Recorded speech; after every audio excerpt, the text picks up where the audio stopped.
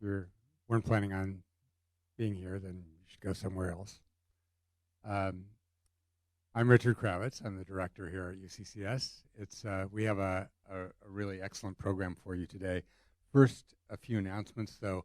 Next week, we have a talk from the former interim dean at the UC Davis School of Medicine, Lars Berglund, who's going to be talking about workforce issues in translational research.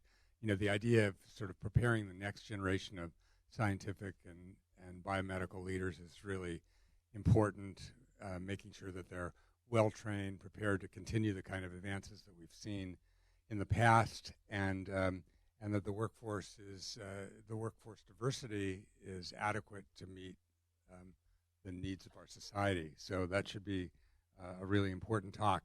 Then there's the Thanksgiving holiday, and 2 weeks after that is our quarterly UCCS Student Research Showcase. So we hope that you can all attend. There'll be poster presentations. The students, I know, are eagerly looking forward to that day, and we hope to see you all there. So for today's focus is on following along our continuing theme of adapting to climate change and extreme weather. And just as weather itself has averages, and we all know the average temperature is going up, but it also has variance, it has extremes. So too, the populations that need to adapt to our changing weather have averages and also have variance. And it's important to attend not only to the mean, but also to populations who might be particularly vulnerable to what's happening on a more widespread level. So this is certainly true globally. When we see the effects of sea level rise, of course, are affecting island communities and others before certain well-developed continental societies, and it also is occurring locally. So here to talk about a local problem with a focus on the Thomas Fire in the Ventura area, but also speaking more globally about addressing the issues affecting vulnerable populations as our climate changes, are Professor Michael Mendez and Mendez Flores. Professor Mendez is Assistant Professor of Environmental Policy and Planning at UC Irvine. He's had a variety of jobs both in academia and the public sector. After earning his PhD in regional and city planning at UC Berkeley, he spent some time at Yale and then returned to California to take up his current position at UC Irvine. I might mention that in addition to his many other publications and writings, Professor Mendez is looking forward to a publication of his first book. The flyer is available outside on the table if you didn't have a chance to pick it up already. It's called Climate Change from the Streets, and I'll just read one very short review from Bill McKibben, who's the author of the book Falter, Has the Human Game Begun to Play Itself Out? Mr. McKibben says, a crucial addition to the climate change literature, avoiding the normal view from on high, Mendez gets down to the nitty-gritty of environmental justice campaigning with all its trade-offs, frustrations, and hard-won successes. So congratulations on that. We look forward to seeing it when it comes out. Professor Mendez will be joined by Genevieve Flores. She's the Associate Director of the Mixteco Indigena Community Organizing Project in Ventura County.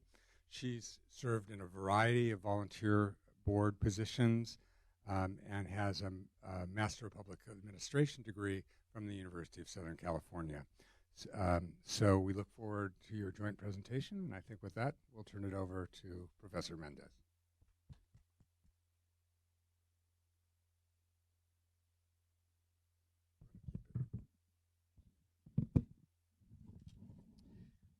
Thank you, Dr. Kravitz. It's a pleasure and honor to be here today, speaking to you about this community-engaged research project that I'm doing with my colleague and co-author Genevieve Flores Haro. It's a pleasure and privilege to be here today because this is such an important issue that's happening. California, as many of you know, is in a crisis, in a climate crisis, particularly around extreme wildfire events. Many of you have been impacted in one way or another another, indirectly or directly, in terms of life or property loss. Okay. Or life or property lost, or these rolling blackouts that were happening throughout the state. So I think it's important for us to be able to really understand more of an ethnographic, in-depth understanding of those people that are on the front lines of climate change and some of these extreme wildfire events, and how are they coping, adapting, and recovering from some of these traumatic events. My family actually has been impacted by these wildfires, like millions of other people throughout California. Less than 3 weeks ago, there was a Saddle Ridge fire that erupted in Selmar, California, which is a predominantly Latino immigrant and working class community.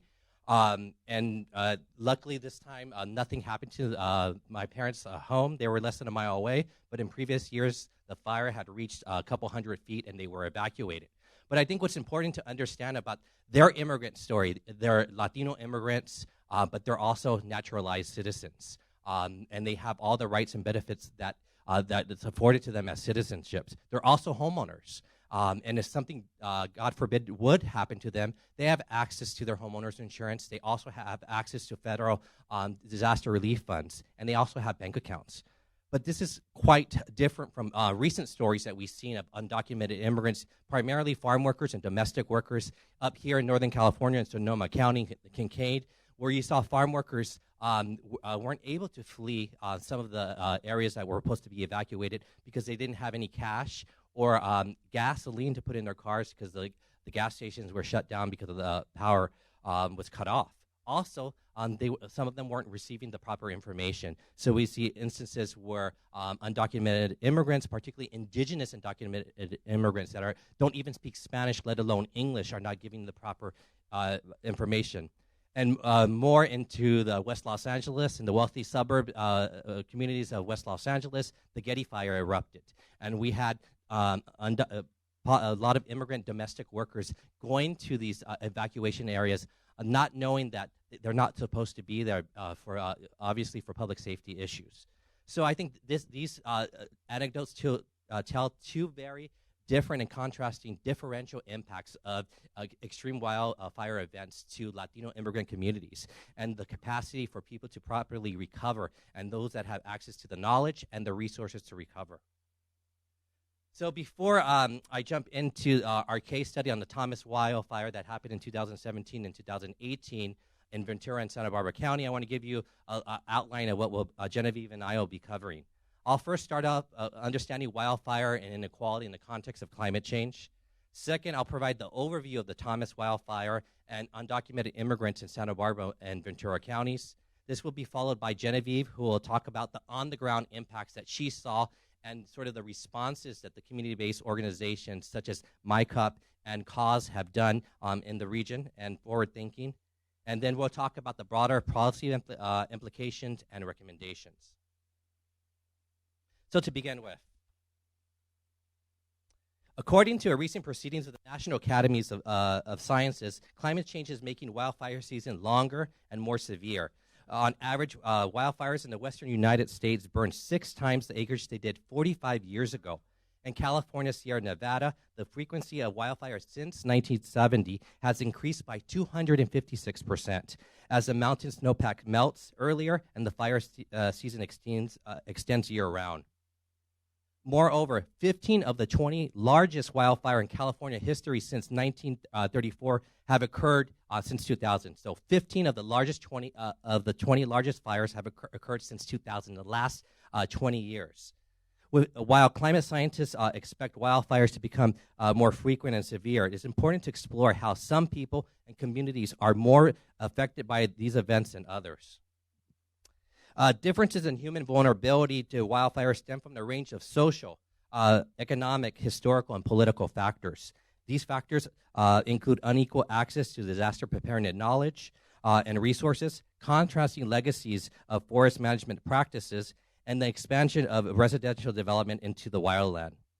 Researchers at the University of Washington recently analyzed the unequal vulnerability of wildfires to communities of color. They use a socio-ecological approach to determine wildfire vulnerability across 70,000 census tracts in the United States. This first map here shows wild hazard potential determined by the U.S. Forest Service by census tract. So we see 29 million people spread out through the United States, primarily in the western United States. And this only looks at location and proximity to an area, a geographic area that may be prone to wildfires. It does not look at social vulnerability or any other socioeconomic factors. And this second analysis that the research team did, it does take both landscape, wildfire risk, and socioeconomic factors to determine how likely an area is to adapt and to recover from a wildfire. They measure it by using data from the 2014 census on race, income, language, education, housing, and other factors. The researchers find that communities of color, specifically those census tracts, majority Black, Latino, and Native American, are 50% more likely to be vulnerable to wildfires compared to other census tracts. This research shows that the majority of the 29 million Americans who live in these areas for significant chance of wildfire are primarily white and economically secure. So traditional analyses often obscure the fact that Blacks, Latinos, and Native Americans have worse prospects for recovery from wildfire. In California, while many of these fire-prone places are largely populated by higher income groups, they also include hundreds of thousands of low-income individuals who lack the resources to prepare and recover from fire. These numbers likely will increase according to the California 4th Climate Assessment Report, which projects that the state's wildfire burn area will increase by 74% by the end of the century. The state of California, however, does not have an analysis of wildfire based on social vulnerability. Identifying those that are most socially vulnerable is important because in California's rural and low-income and immigrant communities, residents often do not have the required resources to pay for insurance, rebuild, or to invest in fire safety, which increases their vulnerability to wildfire. And if we look at this map here that the University of Washington did on social vulnerability, that we don't even see Santa Barbara and Ventura counties even show up. We see green and yellow there, which indicates low levels of social vulnerability. Again, this is because these areas are more wealthier, and also because undocumented immigrants are often undercounted in the U.S. Census data, and the researchers here primarily use U.S. Census data. Such outcomes occurring during and after wildfires have major environmental justice implications in that certain populations, due to their socioeconomic status, must live with a disproportionate amount and share of environmental impacts and suffer the related public health and quality of life burdens. So now I'm going to provide some context on the Thomas wildfire and undocumented immigrants in the area.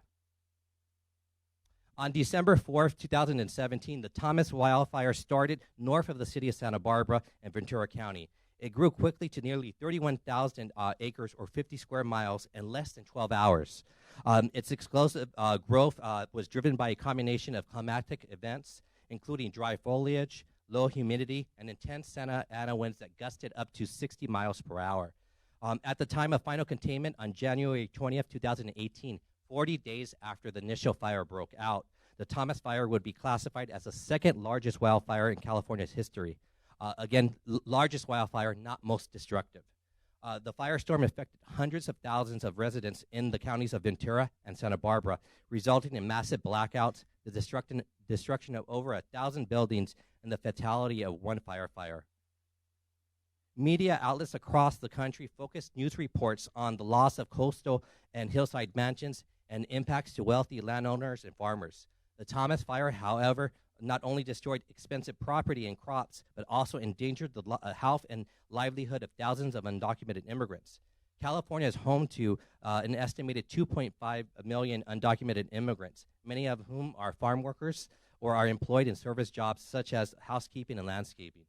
In Ventura County and Santa Barbara counties, undocumented immigrants are estimated to account for more than 9% of the population, or 111% of people.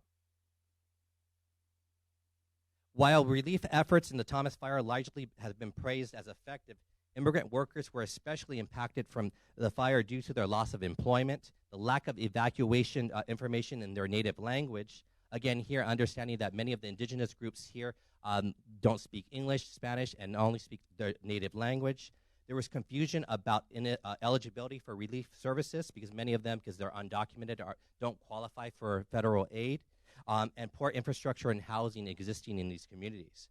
Undocumented immigrants' socioeconomic situation is usually precarious. However, the wildfire disaster intensified their already difficult situation.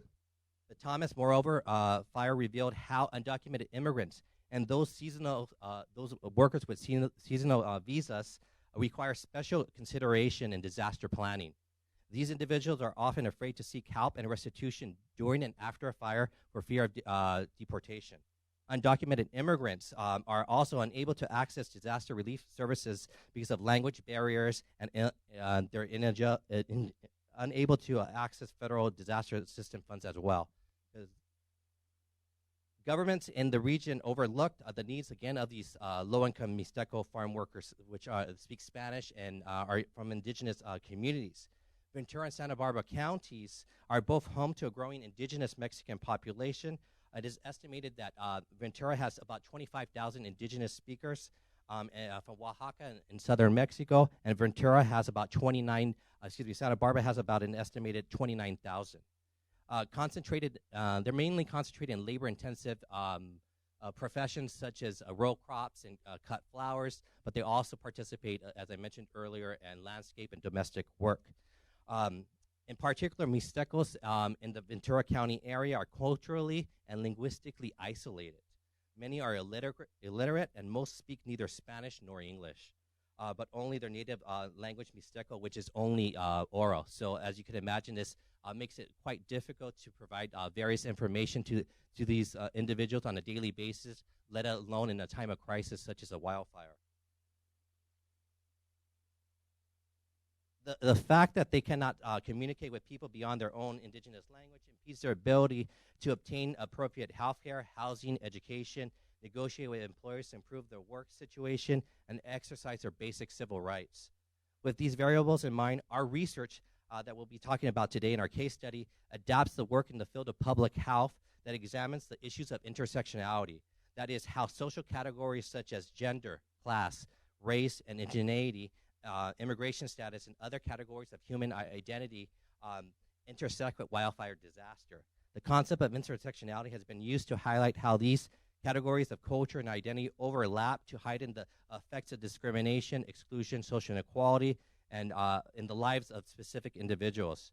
Moreover, an intersectional approach to a wildfire disaster emphasizes how certain people and groups suffer worse effects because of overlapping factors that are often measured separately. So this also goes, again, back to the idea, it's not just about race, it's also about indigeneity, that these are indigenous individuals that have various forms of oppression that they experience and inequality that they experience throughout their lives that intersect with other issues such as gender and class, and of course here, immigration status. So what we define social vulnerability to extreme wildfires as be comprised of three components. It's comprised of risk of exposure, that is the likelihood that people will be affected. Second is sensitivity, the degree to which people will be affected. And third, adaptive capacity, the ability of people to prepare for and or recover from wildfire based on available resources. So this really takes into account to that intersectionality. What is impeding these individuals from preparing for and recovering from a wildfire? So we specifically ask, what does adaptive capacity to wildfire mean for migrant communities? Most of the research and literature really focuses on property values, on homeowners, on people that are citizens, and focus on land use, building codes, and adapting individual buildings and communities. But it doesn't really look at groups that are migrant communities, that migrate from one place to the other or are undocumented. So in our research, we asked this question: what does adaptive capacity mean for migrant communities in terms of language access, worker health and safety, immigration status and disaster aid, and finally, housing and transportation that is often affected during these disasters. So that was a general overview of the context of the Thomas wildfire, and some key demographics on the indigenous community in Ventura and Santa Barbara. Now we're going to hear from Genevieve, who's going to talk more about the specific on-the-ground impacts that she witnessed and her organization did to respond when there was no official government response for some of these socially vulnerable communities. Thank you.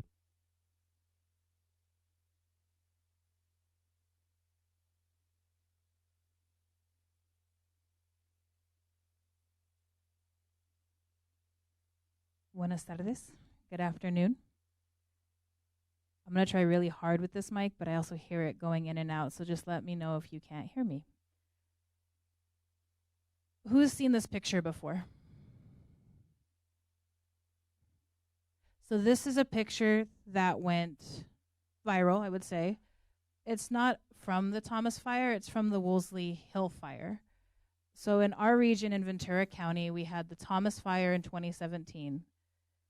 Not even a full year later, we had the Wolseley Hill Fire in 2018. And just a couple weeks, we ended with the Maria Fire, which was the last of 4 or 5 fires that we've had in Ventura County. So to say this is a new normal is a complete understatement. And really specifically, we'll be talking about the Thomas Fire, but I was just curious. With this particular photo, because of how viral it went, we got a lot of pushback as a farm worker advocate, immigrant rights advocate organization. So my organization is the Mixteco Indigena Community Organizing Project, MyCOP for short. And some of the pushback we got from the growers, especially as we were working on worker safety, was that, oh, the air quality is not bad. Oh, that's just taken from an angle. You kind of just, shot from above. But no, this was real. This is what our folks had to live with and go through, and not just once, twice, 3, 4, 5 times over. So I just want to start with that. So as was mentioned, the Thomas Fire was December 2017.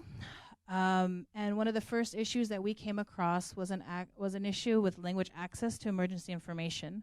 So as the fire spread that night, December 4th, all of Ventura County and half of Santa Barbara County experienced a power outage. We were in complete darkness. And so me being me and working for the organization I work for, let's put out information. So I went to try to find information, and all of it was in English. All of the real-time evacuations, road closures, all of it was in English. So went to my car, plugged the phone in, because of course I was at 18% because no one anticipates a wildfire. My phone was not charged, and just started disseminating that information. And that was our work for the first 10 days of the fire. It took 10 days into the Thomas Fire before County, Cal OES thought to even provide information in Spanish. At first it was, we can't get the information out quickly enough, everything's changing so quickly, here's Google Translate, and that wasn't sufficient, right? So on top of doing that translation work with myself, a couple volunteers, some of my staff, really trying to work behind the scenes with our state legislators, county supervisor offices, to really show them the importance of, no, folks need to know what's going on. Because a lot of our community members, when they'd come to our office, so we do both direct assistance, community organizing, policy work. So a lot of the folks, when they'd come for their appointment with their case manager, didn't even realize there was a wildfire. They're like, I thought, it was smoky outside, but, I wasn't sure what that was. No one was aware of how severe the fire was in terms of scope. And so really it was us putting out that information in Spanish, Mixteco, and English, quite frankly. My organization's home to a radio station, so we're able to also provide that information on air. And that part of why we have the radio station is, as you heard from Dr. Mendez, is our languages are oral. Our folks, they can't read or write because the languages are oral, because of education attainment issues back in Mexico and here, but that's a whole other topic we can talk about later. But so really the radio is a powerful tool that we have to get information out in the needed language. We want to talk about air quality during the wildfire. Who's familiar with air quality index? Sweet. So y'all know that purple's bad. So you can see during the Thomas Fire, this was like day 5 of the Thomas Fire, and really the air quality being super hazardous. Again, good is 0 to 5, that's the green, so you can see Piru, Simi Valley, Thousand Oaks, that's the green. But really in like the Ojai, Ventura area, That's the unhealthy, hazardous, very unhealthy. And then the red area, that's unhealthy, and that's where most of our farm workers were working. Oxnard, Camarillo, Santa Paula. And again, folks didn't know because the information wasn't getting to them. This example makes me really upset because this was a boil water advisory that was put out by the city of Ventura. And basically, it came along with the press release. And the press release said, in the first 2 lines of the press release were in Spanish. And it said, make sure someone explains this to you if you don't speak English. And then it went into that you should not be drinking the water at your home if you're in these affected areas. I'm highlighting all this for y'all. Things have gotten better, so let's just walk away like feeling good that things have gotten better. We're not 100%, but things have gotten better. But this is the reality that folks were living with in 2017. We talk about a lack of language access in the language that they're comfortable in. Again, we think about Ventura County. 1/3 of the residents of Ventura County speak Spanish. And again, that's not inclusive of the 25,000 indigenous language speakers that call Ventura County home. So yes, let's all be mad at this boil water advisory. Oh wait, hold on. I wanted to play something for y'all really quickly. Going back here. Go back here. One moment. I just wanted to share with y'all really quickly, maybe like 15 seconds of it, just an example of the information we were putting out in our languages. So for those of y'all who haven't heard Mixteco before, this is what it sounds like. And you can see that it's unlike Spanish completely. So 1 second. So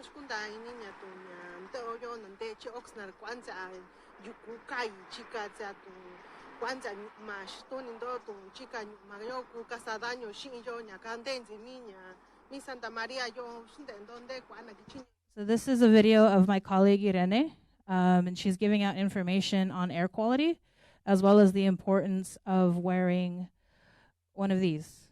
Do folks know what this is? Yeah, me too.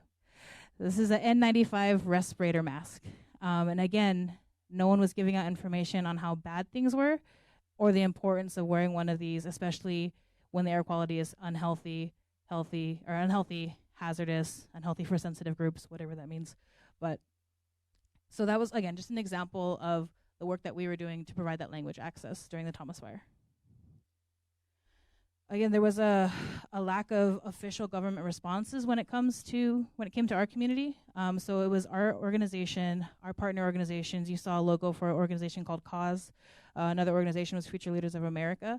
And again, we are all immigrant, working class serving organizations that really stepped in. So it was us going out there and giving out the respirator mask to farm workers because employers weren't doing that for folks. I'll try not to break this. But so you see, that's the back of my head. That's a celery field. And you can tell she's business casual because I just had a meeting with our managed care, which is Gold Coast back in Ventura County. But again, just driving through and seeing farm workers without masks. No, so me and my colleague, we got out and we gave out these masks. And the reception that we got from growers were just like, no, they don't want the masks. Oh, no, we gave them the masks. When really they gave out hospital masks or bandanas. We had the sheriffs calling us for trespassing just to give farm workers these masks so that they can work safely in unsafe conditions.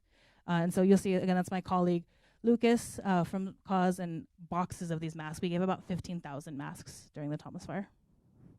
Try not to break this.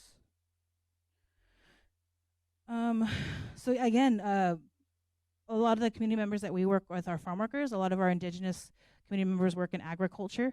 Really quickly wanting to highlight that Ventura County is home to a $2 billion ag industry. We grow strawberries, blueberries, avocado, lemons, oranges, what you would call luxury crops. So again, $2 billion ag industry, farm worker annual wages $15,000 to $20,000. There's something wrong there. So again, yeah. So here are some testimonies from farm workers. And you can see them, but I'm going to read them. And I think part of why it's important to read them is because these stories are hardly said out loud. So here we go. So during the fire, I worked 3 days without a mask. It caused me headaches and watery eyes as well as a cough. We were scared because we were very near where the fire was occurring. The masks were not handed out until the city came to regulate. We all got sick. Our throats closed in from breathing too much smoke, and our kids couldn't go to school. We had to buy masks and medicines for our throats and some goggles because my eyes were irritated when I worked. So as you can imagine, during these wildfires, farm workers were required to still work, because if they didn't work, then they weren't bringing home income for their family. And again, as I mentioned, when you're making $15,000 to $20,000 a year, missing a day could mean the difference of missing, rent payment, medicine for your child, food for your kids. So there were real impacts to our farm workers when they were missing work, or if they missed work. So it was kind of a double-edged sword we were playing with, because on the one hand, we were telling growers, yo, it's really purple on that air quality mask, or on the air quality chart. Folks shouldn't be working. But at the same time, when you send a worker home, that's income that they're missing out on. And then again, you saw on the quotes, health impacts. And it wasn't until after the fires were over that we were really hearing those testimonies, like, I developed asthma, bronchitis, pneumonia. We have one gentleman who we were working with, and he's like, you know what, I'm done. I'm just going to go back to Mexico because I can't get health care here. And I'm done. So he went home. There's also worker impacts for domestic and service workers. And we saw this more after the Thomas Fire, when the Santa Barbara had the Montecito mudslides. The mudslides, that was January 2018. And unfortunately, 23 people lost their lives in these mudslides. And a lot of the folks that were impacted were not just the wealthy homeowners in the Montecito area, where Oprah lives, Ellen lives, but it was domestic workers, landscapers, hotel workers, that were really impacted by these mudslides. And again, just wanting to lift up these narratives of folks that, we interacted with and talked with. I could not get to the homes where I worked because the streets were closed. 2 of the homes where I worked at were destroyed. One of my good friends was lost during the mud flow following the fires and heavy rains. He'd only been living in Montecito for 3 weeks before he died. I myself am a cancer survivor and the only one who provides for my family. I was a landscaper in Santa Barbara. And then the day the fire started, the sky was covered with smoke and we were sent home. The next day we didn't work because it was too dangerous due to the fire. We lost power because it was cut off by the fire. We lost food and milk for the kids. During the mudslides, we couldn't get to work, and we were told to stay home for 2 days. Another farm worker. And so now the fire was over. So how do we move towards recovery, and what does that look like for our community? Knowing that our community members are mostly undocumented, knowing that FEMA is the one that's, hosting different shelters, and FEMA is also under the Department of Homeland Security. So what kind of relief is out there for our undocumented families that, again, were sent home because of the fires, or completely lost their job or their employment because that home was lost? And so I'm going to do this first, and then I'm going to go back. So what we did with our partner organizations is we started the 805 UndocuFund, and we modeled it after the Sonoma County UndocuFund. And basically, our mission was to, support folks who are economically impacted by these fires who would otherwise not qualify for relief. So the numbers you see here, it's between the Thomas Fire and the Woolsey Hill Fire, because again, we've had a lot of wildfires. And with the Thomas Fire, we had about 1,300 families, 1,600 hours of Mixteco language support, and we gave out about $2 million, a little under $2 million, to impacted farm workers, domestic workers, hotel workers, landscapers, etc. And so this is a domestic worker that we supported with the UndocuFund. And my husband was deported just before the fire. I was really struggling to find work in the fields. I finally got hired first week of December 2017, but was let go once the fire and smoke grew too big and the fruit spoiled. As the only breadwinner, I had to borrow money from friends and families to feed my kids. Our food went bad due to the power outage, which added to our expenses. I am grateful for the UndocuFund assistance. I'm in still need of help and continue coming to my co-op for other services. We're going to get to it eventually, but I think the main takeaway that I have, at least from the Thomas Fire, is that those of us working with immigrant communities, we know that there are systemic inequalities whenever our communities are trying to access just services without the wildfire. But what the wildfire did and the mudslides did is they exacerbated, they highlighted what these inequities are. Because if you think about who can afford to evacuate, if you think about who, has maybe the second home that they can go into once their other home is burnt. It's folks that have that kind of economic power and accessibility. It's not the farm worker that's picking your strawberries that's making $11 an hour. So pass it back to. So touching on that a little bit. So the loss of regional housing stock, a lot of the structures that we lost in the Thomas Fire were hillside homes. And again, what we saw was folks who had the hillside home, they were renting a second property. So when they lost the home, they're like, well, I'm gonna just go to my second home, and they push out the renters. We had to have a rent cap instituted, I think, for a year in Ventura County, so that landlords couldn't, up the rent prices beyond, I think, 10%. This is a photo of the 101 freeway. So the 101 is the main artery between Santa Barbara and Ventura County, and it was completely not passable. So you had a lot of folks, because Santa Barbara is so expensive to live in, a lot of folks live in Ventura County, and they commute up, and their main way of commuting is the 101. But again, because of the mudslides, which happened because of the fires, folks were stuck.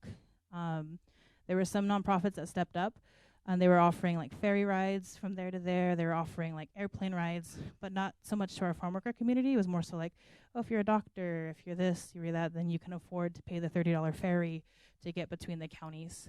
So again, a lot of our families lost out.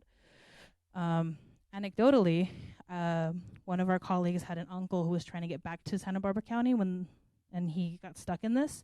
So he just got out of his car, started walking, and the sheriff stopped him. The sheriff thought he was a looter. And he's like, I'm just trying to get home. Michael.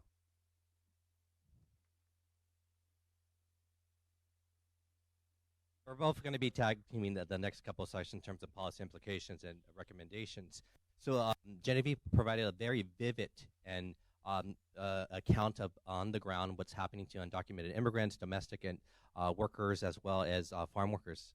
And what we see from this, even if there is data to identify social vulnerability, there's limit to vulnerability mapping. We saw the University of Washington social vulnerability mapping that didn't even identify Ventura or Santa Barbara County. It's great work that they do, but it's understanding that we have different communities, we have different demographics, and how do we identify them, not just based on data census, but through perhaps a community-based process where we can ground truth some of these issues to really identify the invisible victims of the wildfires. And this is also thinking beyond property values. That vulnerability isn't just about losing your home, but it's also about the individuals that are working in the fields. So you have the fires may be up in the hills, but it comes down to the valley into the crops where the undocumented workers, the migrant workers are working and are suffering the air quality and other public health impacts.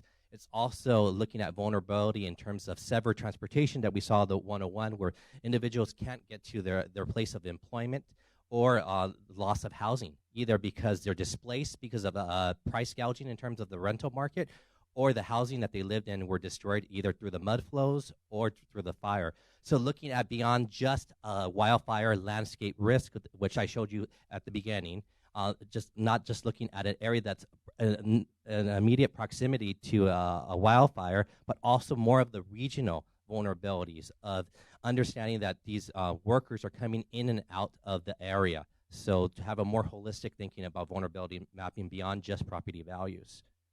And in terms of existing inequalities, Genevieve mentioned earlier, these individuals, they're suffering from multiple terms of intersectional discrimination, oppression, and inequalities. They existed before the wildfire, and they're only exacerbated during and after the wildfire. So their precarious social standing is further intensified because they don't have access to some of the recovery efforts that individuals that are from more socially secure and economically secure households have. So what does this all mean? What is the broader implications? I'm going to give some 3 takeaways before we go into our key recommendations.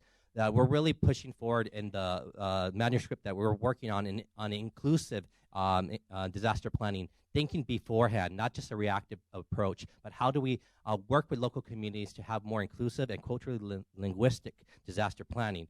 The first takeaway is to draw on immigrant community knowledge, making sure that it's just not experts, not just local governments, not the just the philanthropic community or the nonprofits, just like the Red Cross, but also working with organizations like MyCup, COP, and that can identify individuals in the community that have different perceptions of risk. We saw at the Getty Fire in Los Angeles, individuals still going to their homes for a place of work because they needed to go to work, but understanding how people get information, how they evaluate and perceive risks and evacuations. Second is related, it's embracing immigrant communities and disaster planning and response. So making this not superficial, making it more inclusive, and that they're actually partners, and defining the research questions and the scope of the disaster plan and identifying what is the best methods to do this. And then finally, bolster Latinx and indigenous civil society organizations' capacity in disaster relief and planning efforts. Organizations like MyCup are at the front lines, are sometimes also another form of the first responders that are working. But they're not a Red Cross, they're not an environmental organization. They come to this because of the need and the situation. And yet this puts a tremendous amount of strain on their small budgets that they have as a nonprofit to really distribute the maps, to do this extra work in terms of disaster meetings, even if they're invited to these meetings. That takes a big toll on them to participate and take away from times the other human rights and immigrant rights or groups activities that they do. That's the mission of their nonprofit. So now for recommendations that we think need to change. We believe that there needs to be a statewide disaster relief fund for all, regardless of immigration status. The 805 Undocu Fund, as well as the original Undocu Fund in Sonoma County, are great private relief funds that are helping hundreds, if not thousands, of individuals. But again, this is based on the philanthropic community, private donations, and it's oftentimes very difficult to sustain these relief funds and have interest in getting these funds. And again, this is taking capacity away from the organizations that are administering this relief fund. So we believe that the state has an obligation as a public health and safety and a humanitarian effort to ensure that there's a more widespread disaster relief fund that is eligible to many individuals throughout the state.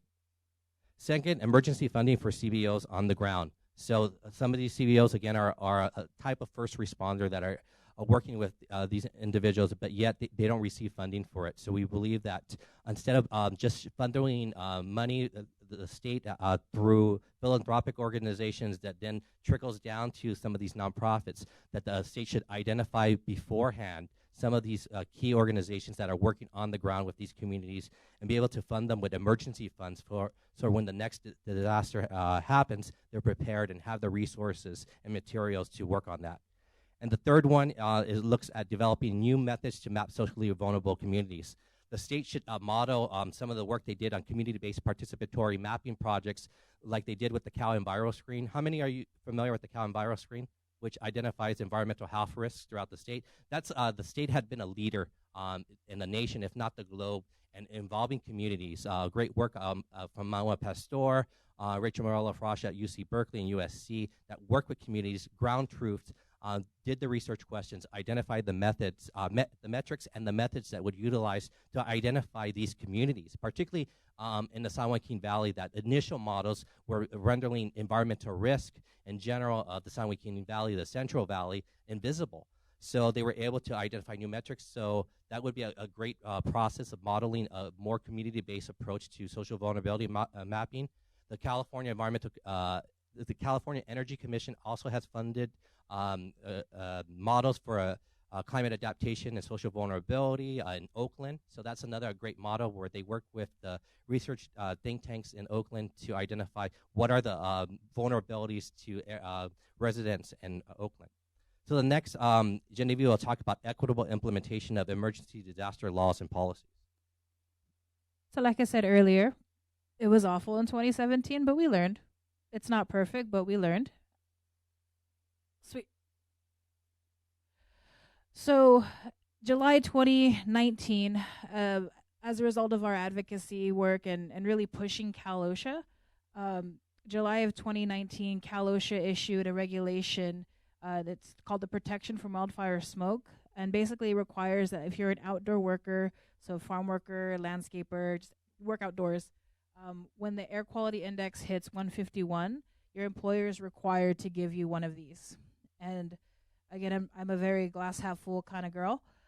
So when the Maria fire happened, our work wasn't necessarily to give out these masks, and the Maria fire is the one from a couple weeks ago. It was more so to check, okay, do workers have the masks? And a lot of the workers said, yes, we were given masks, we had masks, so that piece is working. Again, it's not perfect. We'd like to see it, the index lowered a little bit, because the 151 is where it's unhealthy for sensitive populations. But again, if you're a farm worker, odds are you already have some sort of asthma. You're working really like heavy duty, bent over in the rural crops. And so we'd like to see that lowered. And then also expanded to protect domestic workers as well. As it is, there's nothing really that's protecting domestic workers when a wildfire or natural disaster occurs. As we saw in the Getty fire in West Los Angeles, we had domestic workers still going to work because, again, as Genevieve mentioned, they make $20,000, $30,000 a year, so they have to go to work. And oftentimes, their employers require them to go. There's been instances that Genevieve can talk about where the domestic worker was specifically asked by their employer to safeguard their house from the fire or the mudslide. So they were essentially forced there to stay there. So we advocate for these worker protections to be extended to domestic workers as well.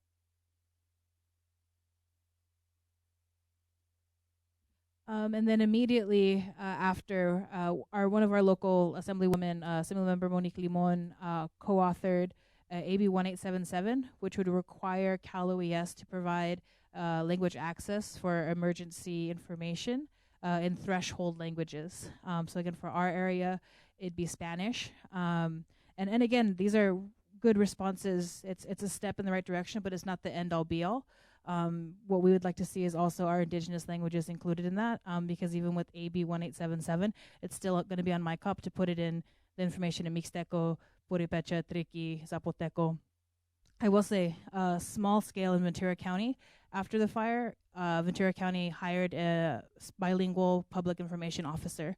So again, in 2018, when the Woolsey Hill fire happened, everything was in English and in Spanish. So that was great.